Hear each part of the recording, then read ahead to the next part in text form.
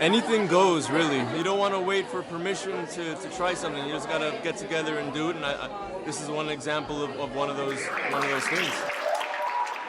Our next project was by Jeremiah Ampudia. He was not able to be with us. He had another camp that has started. We actually extended our fellowship by a week to give the fellows more time for their projects, and he had another camp. So his piece is being presented by his sister, Nigella Ampudia, who is our assistant director for the camp, and Maisha Lewis, who helped Jeremiah get better at drawing and put his ideas onto paper. So they will present his piece. Thank you.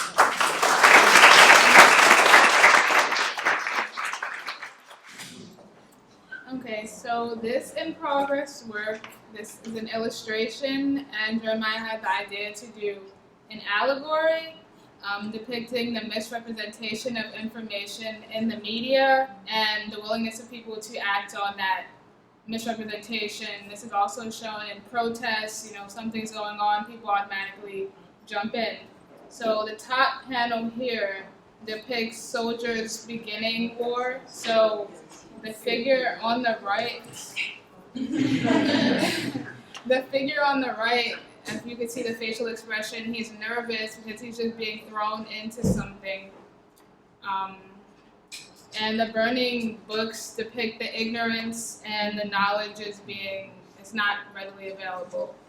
And this bottom panel here shows that civilians and citizens are flocking to the library, which is hidden, so that depicts the unavailability of the truth, whether it be intentional or unintentional. And the right here is depicting the media, the newscast, the wording 1,000 dead after brushing teeth. Clearly a blatant cover-up. Mass hysteria, a phrase we all know they love to use. Safe war, too many books bad.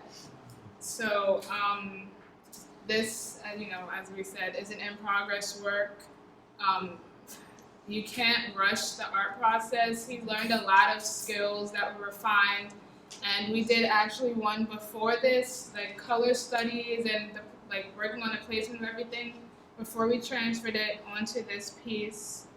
And he's definitely grown a lot. Unfortunately, as previously mentioned, he did have an obligation, but this would be on a track to be finished. So I'm very proud of him because he didn't know how to do figures. So we worked on doing the skeletons and things like that, getting the movement.